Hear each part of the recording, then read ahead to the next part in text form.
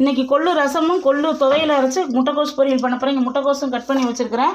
இங்கே 2 தக்காளி போட்டு கொஞ்சம் மஞ்சத்தூள் போட்டு நம்ம வந்து கொள்ளு வேக வச்சிடலாம். இவ்வளோ தண்ணி ஊற்றணும் ரசத்துக்கு. அதனால் இந்த கொள்ளையுமே நான் அரைச்சிடுவேன். இப்போ கொஞ்சம் மஞ்சத்தூள் போட்டுடலாம். இப்போ டீ கொதிச்சிட்டு நம்ம கொள்ளு கடைஞ்சி கொள்ளு துவையலும் கொள்ளு ரசமும் பார்த்துடலாம் இன்றைக்கி. ஃப்ரெண்ட்ஸ், அந்த பக்கம் சாப்பாடு வச்சாச்சு. இந்த பக்கம் வந்து கொள்ளுக்கு வேகுது. இந்த பக்கம் வந்து நம்ம அடுப்பில் வந்து இப்போ முட்டைக்கோஸ் வேக வச்சுக்கலாம். முட்டைக்கோஸ் வேக வச்சு நம்ம தாளிச்சிடலாம். அப்போ தான் டேஸ்ட்டாகவும் இருக்கும், நல்லாயிருக்கும். முட்டைக்கோஸ் வந்து நல்லா வேக வச்சிடலாம். கொஞ்சம் உப்பு சேர்த்துக்கலாம். கொஞ்சமாக தண்ணி சேர்த்துக்கணும். தண்ணியை வடிக்க போகிறதில்ல, அப்படியே வெந்ததும் நம்ம தாளிக்க போகிறோம். கொஞ்சமாக ஒரு ஆவி மட்டும் ஒரு 2 கொதி மட்டும் நல்லா வேகட்டும். நம்ம அப்படியே முட்டைக்கோஸ் தாளிச்சிடலாம். வாங்க ஃப்ரெண்ட்ஸ், கொள்ளு நல்லா வெந்துருச்சு, தக்காளி பழம் நல்லா வெந்துருச்சு. இப்போ அடுப்பை சிம்மில் வச்சு விட்டு இதை இறக்கி வச்சுட்டு இப்போ நம்ம துவையலுக்கு வந்து கொள்ளு வறுத்துக்குருவோம். இங்கே கொள்ளு வறுக்கிறதுக்கு வந்து நான் பாத்திரம் வச்சாச்சு ஃப்ரெண்ட்ஸ். நல்லா காயட்டும். இங்கே முட்டைக்கோஸ் வெந்துட்டுருக்குது, இப்போ சாப்பாடு வெந்துட்டுருக்குது. முட்டைக்கோஸை சிம்மில் வச்சு நல்லா வேக விட்டு வச்சுக்கலாம். இப்போ கொள்ளு தண்ணியை இருத்துட்டேன், ஏன்னா கொஞ்சமாக நான் ஊற வச்சுருந்தேன். இதெல்லாம் போட்டுட்டு இப்போ நம்ம கொள்ளு ரசத்துக்கு அரைக்க போகிறோம். தக்காளி நல்லா வெந்துருச்சு. இது கொஞ்சம் ஆறட்டும். ஆர்வம் வந்து நம்ம ரசத்துக்கு வந்து இங்கே என்னென்ன எடுத்து வச்சுருக்கேன் பாருங்கள். மிளகு, சீரகம், மல்லித்தலை, ஒரே ஒரு வரமிளகா, கருவேப்பிலை, பூண்டு. இங்கே வந்து புளியை வந்து இதுக்குள்ளே ஊற போட்டுடலாம் நம்ம கொள்ளு தண்ணிக்குள்ளே. இப்போ இந்த கொள்ளும் தக்காளி நல்லா ஆறட்டும். வந்து நம்ம அரைச்சிட்டு வந்துடும். இதை ஆற வச்சுட்டு இப்போ நம்ம கொள்ளு துவையலுக்கு வந்து நம்ம இப்போ வறுத்துக்கிடலாம். கொள்ளு போட்டுக்கிடலாம். கொள்ளு சேர்த்துடலாம். போதும் இந்த அளவுக்கு. நம்ம தேங்காய் போட்டு வரமிளகா எல்லாமே போட்டு அரைக்கிறதுனால கொள்ளு கம்மியாக வச்சுக்கோங்க. நல்லா வறுத்துடணும்.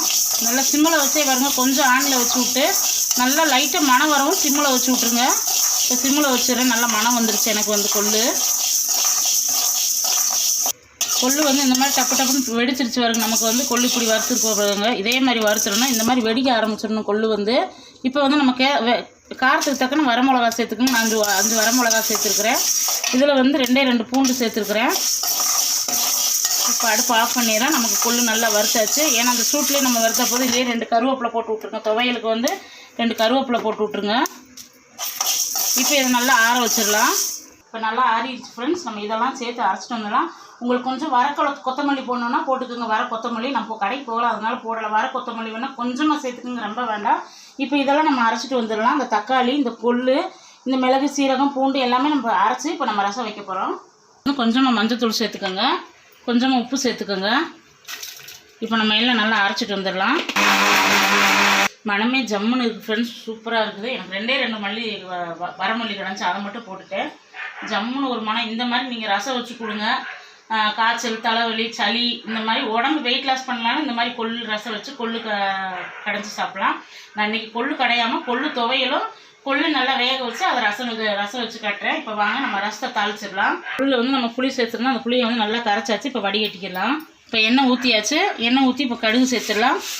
நம்ம ரசம் தாளிக்கிறோம். இப்போ வந்து கொள்ளு ரசம் நல்லா பொரிஞ்சது வந்து ஒரே ஒரு வரமிளகா சேர்த்துருக்கேன். நான் ஒரு வரமிளகா அரைச்சிருக்கேன், அதனால் ஒரே ஒரு வரமிளகா சேர்த்துருக்குறேன். கொஞ்சமாக வந்து நம்ம கருவேப்பிலை சேர்த்துக்கலாம்.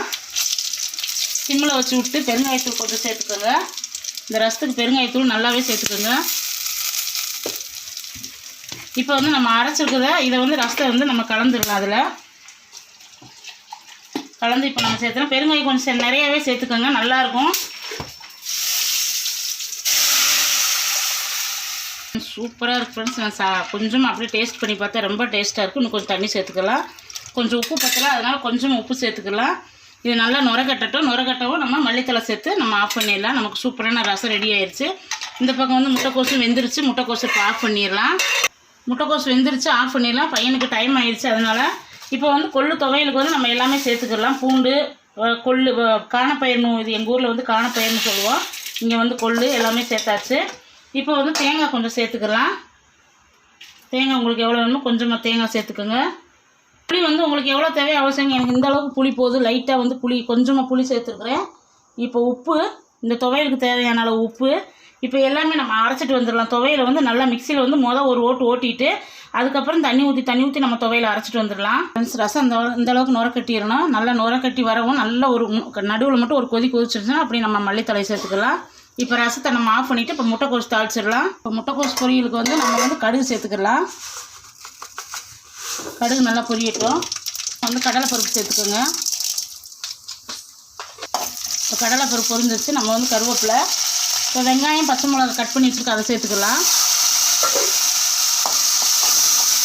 இப்போ கொஞ்சமாக நம்ம வந்து சால்ட் உப்பு போட்டுக்கலாம். ஏன்னா முட்டைக்கோஸுக்கு கொஞ்சமே நம்ம உப்பு சேர்த்தோம். கொஞ்சமாக வந்து சால்ட் உப்பு சேர்த்துக்கலாம். கல் உப்பு போட்டால் நமக்கு வந்து கரையாது. அதனால் கொஞ்சம் ஒரு பிஞ்சு அளவுக்கு போட்டுக்கோங்க. இப்போ வெங்காயம் நல்லா வதங்கட்டும். நம்ம நல்லா வதங்கிடுச்சு. இப்போ நம்ம முட்டைக்கோஸை சேர்த்துடலாம். முட்டைக்கோஸ் வந்து நமக்கு நல்லா வந்து தாளித்து நல்லா கிளறி விட்டாச்சு. இந்த மாதிரி கிளறி விட்டுருங்க. இப்போ வந்து தேங்காய் துருவல் சேர்த்துக்கலாம். இப்போ தேங்காய் துருவல் நமக்கு எந்த அளவுக்கு வேணுமோ அந்தளவுக்கு தேங்காய் துருவல் சேர்த்துக்கோங்க. இப்போ நமக்கு ஒரு சூப்பரான ஒரு முட்டைக்கோஸ் பொரியல் ரெடி ஆகிடுச்சு பாருங்க. நல்லா கிளறி விட்டு, ஏன்னா அந்த சூட்லேயே கொஞ்சம் நல்லா அந்த தேங்காய் இல்லை மதியத்துக்கு வந்து கொஞ்சமாக ஸ்மெல் அடிக்க ஆரம்பிச்சிடும். அதனால் தேங்காயை வந்து அந்த சூட்லேயே நல்லா கிளறி விட்டுறணும்.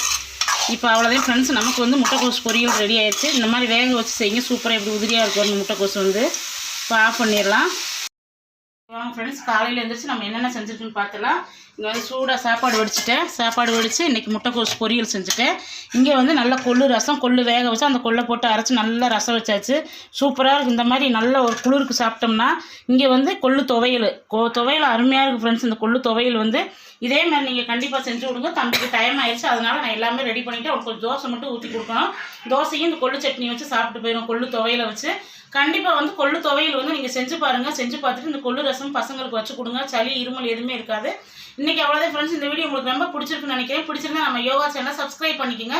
அப்போ தான் நான் போடுற வீடியோ அப்பப்போ உங்களுக்கு நோட்டிஃபிகேஷன் வரும். நீங்கள் உடனுக்குடனே பார்க்க முடியும் ஃப்ரெண்ட்ஸ். மீண்டும் நாளைக்கு மீட் பண்ணலாம். Bye friends, thank you.